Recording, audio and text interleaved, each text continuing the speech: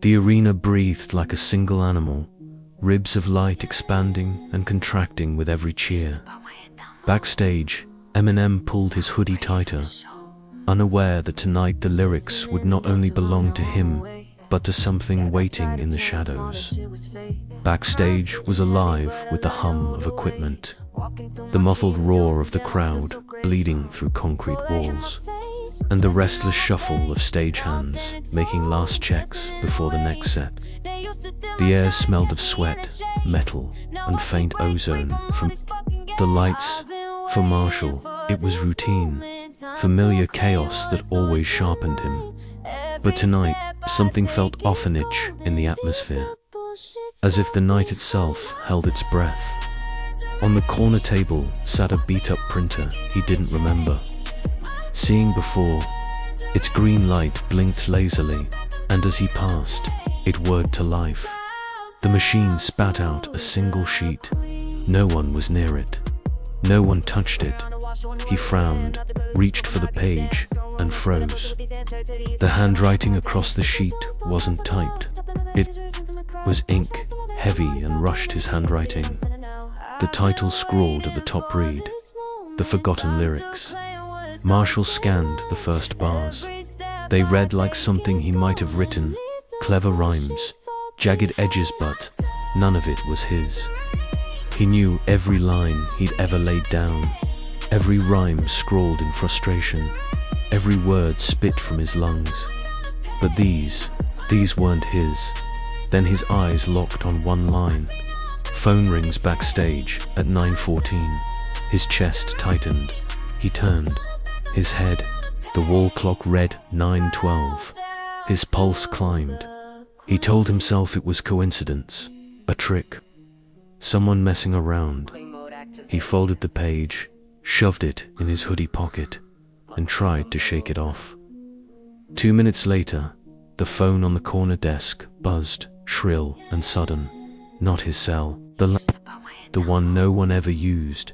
He stared at it, breath held, until the third ring he picked up. Static hissed. Then his own voice spoke, older, heavier, weary.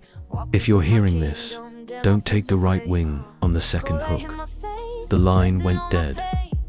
Marshall lowered the receiver slowly, staring at it as if it might explain itself. His hand trembled. Paul appeared in the doorway, headset crooked, clipboard under his arm. 3 minutes, he said, then eyed him. "You good?" Marshall forced a nod. "Always." Paul disappeared. The crowd's roar swelled, shaking the walls. Marshall pulled the page from his pocket again, staring at the ink that felt alive. In his hands, his throat was dry. He shoved it back, pulled his hood tighter, and walked toward the tunnel. The stage opened before him in a blast of heat and light. The roar of thousands surged over him. The beat dropped. He let muscle memory take him, the words spilling flawless from his mouth, each syllable carving its way through the noise. For a moment, he forgot the page, lost in the rhythm that had saved him 1,000 times, until the second hook. His body leaned right, instinct guiding him toward the wing he'd taken every show before. But the folded page in his pocket burned hot, searing through the fabric. His chest tightened. He jerked. Left instead, a spotlight above exploded. Glass shattered across the stage, exactly where his foot would have been. Sparks hissed, raining down. The crowd screamed louder, thinking it was part of the show. Marshall's voice didn't falter, but his heart did. When the verse ended, he staggered off stage, grabbed a bottle of water, and leaned against the wall. Breathing hard, his hands shook as he unfolded the page. New words had appeared, his handwriting again. "When the bridge hits, the monitor in the left wing will show a countdown. Watch it." He stared at it, the letters swimming. Back on stage, the bridge built, the drums pounding. Marshall forced himself toward the left wing, pulse hammering. The monitor there flickered on, even though it shouldn't have. It displayed a delayed feed of him on stage, time stamp glowing in the corner. Numbers ticked down, 032, 031, 030. At 0, the screen cut. It no longer showed him. It showed the backstage hallway. His hallway. A hooded figure stepped into frame. Its head was bowed, its movements deliberate. It slipped a sheet into the printer. Marshall's chest seized. He spun toward the hallway in real life. Empty, the verse carried on. The crowd roared. But Marshall's voice, though steady, now moved through a storm of dread. The page in his pocket pulsed against him like a second heartbeat. Whoever wore whatever was writing it wasn't finished. Backstage air had never felt so heavy. The crowd outside was deafening. But back here, every sound seemed wrong, wires humming too loud. Stagehands moving too quietly. The walls pulsing as if they were holding secrets instead of echoes. Marshall ran a hand over his face, sweat already cold, and tried to convince himself he was imagining it. But the printer wasn't done. As he passed, the machine stirred again. Paper curled out into the tray with a mechanical sigh. He froze. His heart beat so loud it nearly drowned the crowd. He snatched the sheet. His stomach dropped. The same handwriting. His, say the next line or someone else will. His throat went dry.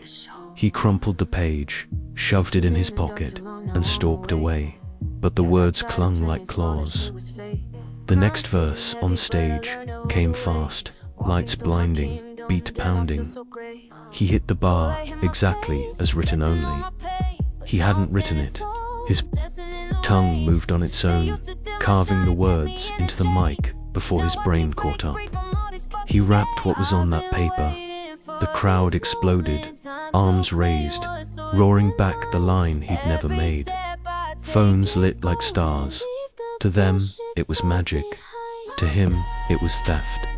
His body shook as he spit words that didn't belong to him. When the hook broke, he stumbled to the wing, chest burning. The monitor flickered again. This time, it didn't show him. It showed the hallway backstage live. The printer hummed in the corner of the screen.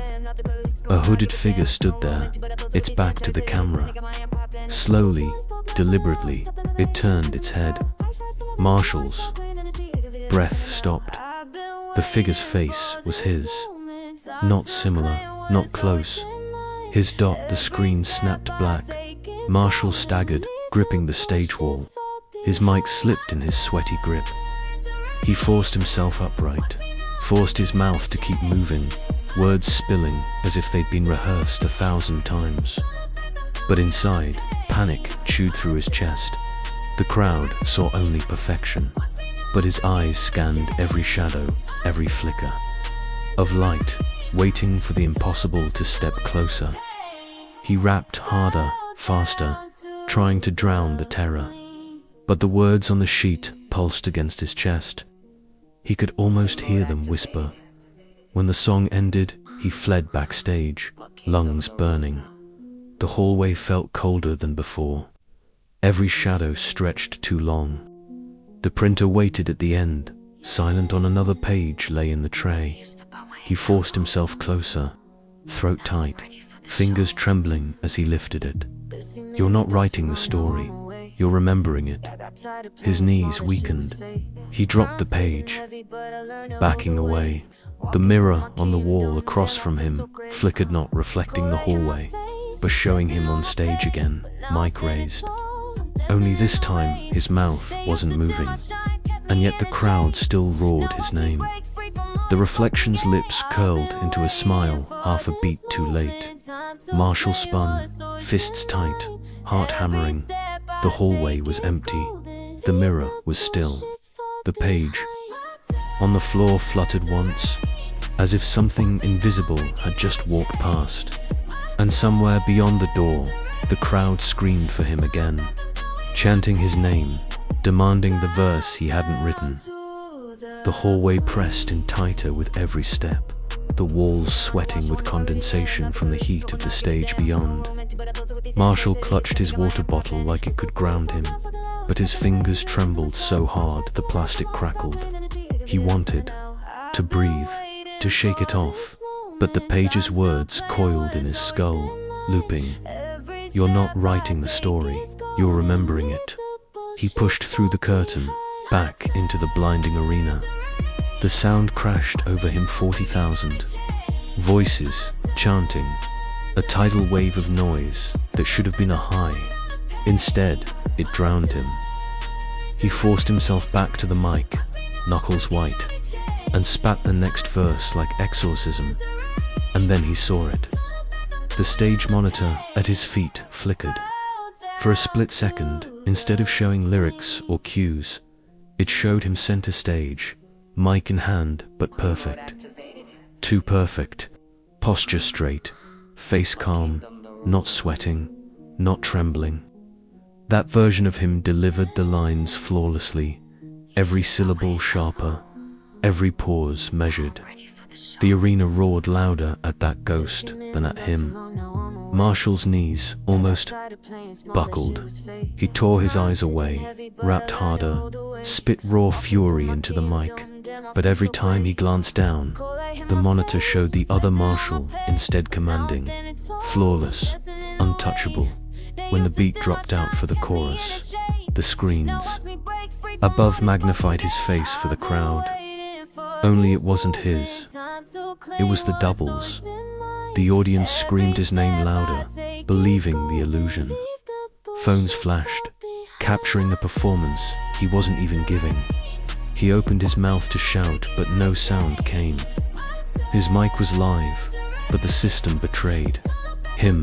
Static hissed where his voice should have been. The double's voice boomed instead, smooth and strong, filling the stadium with verses Marshall had never written. The words cut deep private scars, twisted into rhymes. Memories he'd never spoken aloud, reshaped as lines for millions to chant back. The double was taking his life and spitting it better. Panic surged through him. He staggered off the mark, searching for Paul at the side of the stage. Paul stood, frozen, headset slack, eyes glassy like a puppet. Stagehands stared blankly, motionless. It was as if they were part of the script too. Marshall's rage boiled over. He stormed across the stage, tore the mic from the double's hand. The speakers screamed with feedback, piercing through the arena. The crowd roared at the drama, thinking it was the greatest encore stunt they'd ever seen to Eminem's on stage, battling for the verse. He turned to face the double. Sweat streaked his face. His voice cracked with fury as he tried to spit into the mic butt again. Static. The double leaned close. Its mouth moved without a mic, and still its voice thundered across the arena.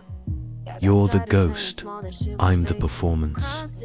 The words rolled through the rafters. Undeniable, the giant screens above showed them side by side. Marshall broken, frantic, furious, and the double calm, perfect, smirking. Captions scrolled across the bottom of the screen in stark white. 2 Marshals enter. Only one leaves. The arena erupted. To the crowd, this was the climax of the show, the spectacle they'd never forget. To Marshall, it was a death sentence. He lunged, grabbing the double by the hoodie. His fists met flesh, warm and solid. The double didn't flinch. Instead, it smiled wider, leaned close, and whispered words no mic caught, but that echoed in his skull all the same. "You don't get to win by fighting. You only get to win by choosing." Marshall's grip trembled. What choice? The double raised a hand. Between them, a lyric sheet appeared fluttering into existence like smoke. Across the top, in thick black ink, final verse. At the bottom, a line that froze his blood. Step left. The voice continues. Step right, the voice ends. The sheet dissolved into ash between his fingers. The double stared into him, eyes glimmering under the floodlights. The arena floor trembled, bass shuddering deep in his bones. The crowd's chant blurred, their faces smearing together into a sea of static. The lights cut out. Total blackout. Marshall's breath tore loud from his chest. His heart hammered. When the lights flared back on, he was alone. The double had vanished. The audience was still roaring, but the seats seemed farther away now, shifting like shadows. His phone buzzed in his pocket. He pulled it out with a shaking hand. A new message glowed across the screen. Page 3 begins now. The blackout stretched too long. The crowd began to stir, voices rising in confused murmurs that quickly twisted into wild cheers, as if they believed the silence itself was a trick. Marshall stood in the darkness, chest pounding like a war drum, sweat burning down his temples. He clutched the mic until his knuckles whitened, searching for anything familiar. And then the floodlights returned. The stage blazed in white, searing his eyes, and at the far end of the platform stood another figure. His silhouette was crisp against the glare, steady and unshaken. The arena roared as phones shot upward, flashes bursting like stars. Marshall's breath stalled. It was him. The double stood calm, posture sharp, chin tilted with the confidence of a man who belonged here more than he did. He looked into the crowd with the ease of a king surveying his kingdom. Marshall stumbled a step forward, voice cracking through the mic. "Who are you?" The double's lips curled into a smirk. His voice thundered through the sound system, identical in tone but smoother, stronger, mercilessly certain.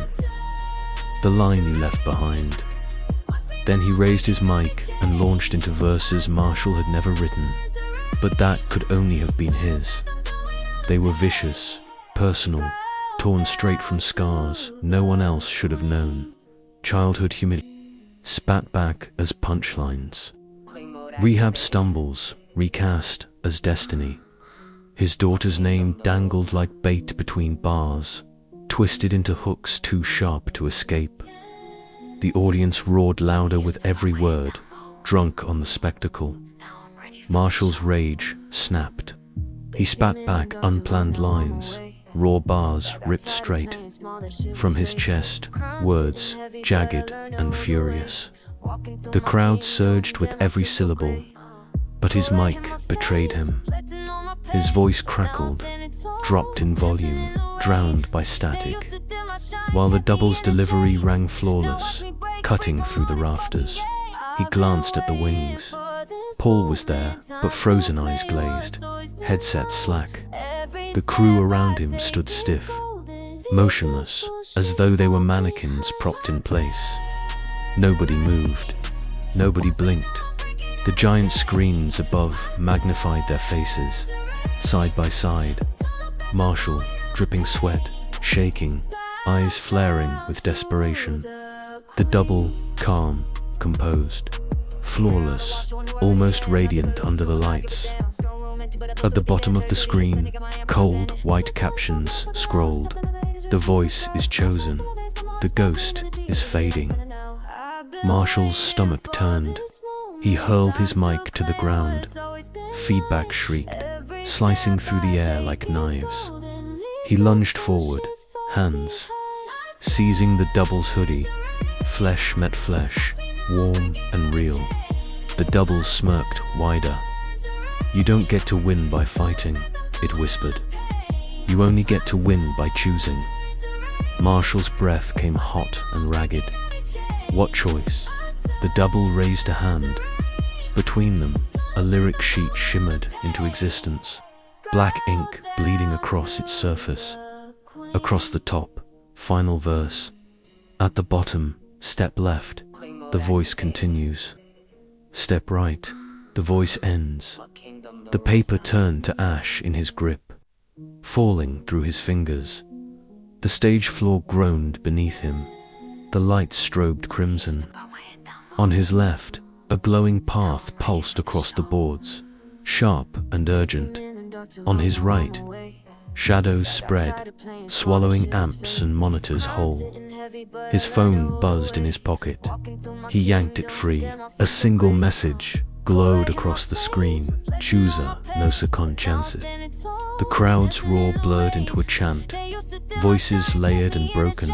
No longer words, but something deeper. He turned in circles, the arena tilting around him. The double stepped back, fading toward the shadows, smile lingering like a scar. Marshall's chest heaved. His hands shook. He stared left. He stared right. The giant screens flickered above. For a heartbeat, they didn't show the crowd at all. They showed alternate versions of him. Marshall in suits, Marshall on corners, Marshall with faces of children he'd never met, lives he'd never lived. 1,000 possible selves collapsed into static. He shouted into the air, raw and broken, "This ain't real." The double's laughter tore across the arena. "That's the problem," it boomed. "Neither are you." The stage cracked beneath his sneakers. The glowing path on the left pulsed faster, brighter, while the shadow on the right spread wider, darker, hungrier. The choice closed in. The crowd screamed, but when Marshall looked up, the seats were empty. Not a single soul remained. 40,000 bodies vanished into silence. He stood alone under the floodlights. The double was gone. Only the arrows remained. At his feet, one glowing red, one drowning black. His phone buzzed again. A final message crawling across the broken screen. "This is the last chorus. Step now." Marshall froze. Sweat rolled down his face, stinging his eyes. His lungs burned. He looked left. He looked right. The silence pressed tighter, suffocating. And then the floodlights died again, plunging him into darkness so thick it felt permanent. The darkness after the lights cut was absolute. It pressed against Marshall's skin, thick and alive, swallowing the roar of the vanished crowd. His pulse thundered so loud it became the only rhythm left. He held his breath and listened, waiting for footsteps, for whispers, for anything. But the silence was deeper than sound. It was like the world itself had been muted. Then a faint glow bled across the stage. The shards of glass from the shattered spotlight pulsed like coals, illuminating. 2 arrows scrawled in chalk across the floorboards. One pointed left, glowing faint red. The other pointed right, sunk in shadow. Marshall's phone buzzed in his pocket. He pulled it out with trembling hands. Across the cracked screen, words burned in his own handwriting. Final choice. Only one voice leaves. His throat tightened. He lifted his head, and there he was, the double. He stood at the center of the stage now. Hood down, face bare, every scar mirrored perfectly. He looked alive in a way Marshall didn't, his chest steady, his eyes burning with certainty. He raised a mic to his lips and spoke without flinching. "You're the ghost, I'm the memory that never left." The words hit Marshall's chest like fists.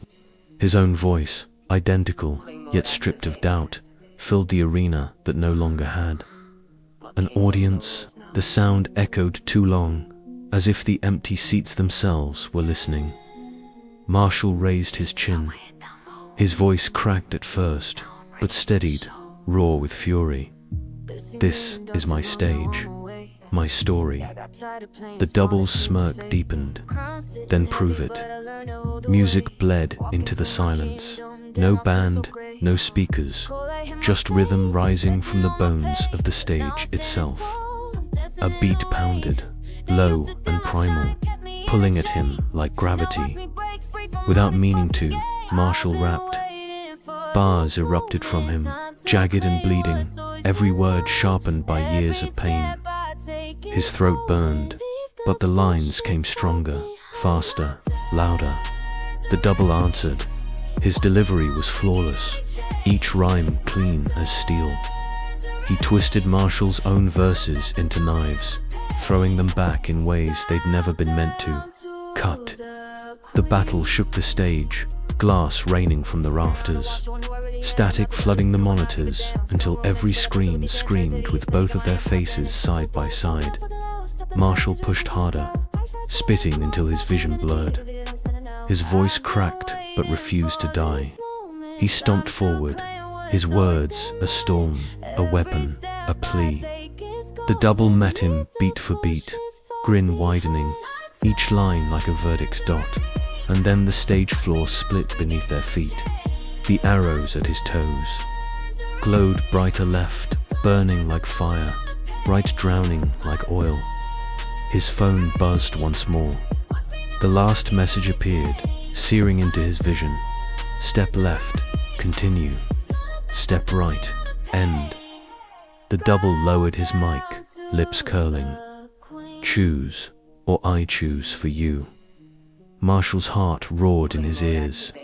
He thought of every night on stage, every verse scribbled in broken notebooks, every moment where words had been the only thing keeping him alive. He thought of his daughter's laugh, of the silence that had almost swallowed him once before. He stepped forward, not left, not right, dead center. The chalk arrows shattered like glass beneath his sneakers. The stage convulsed, light exploding, into 1,000 sparks overhead. The double's smirk faltered for the first time.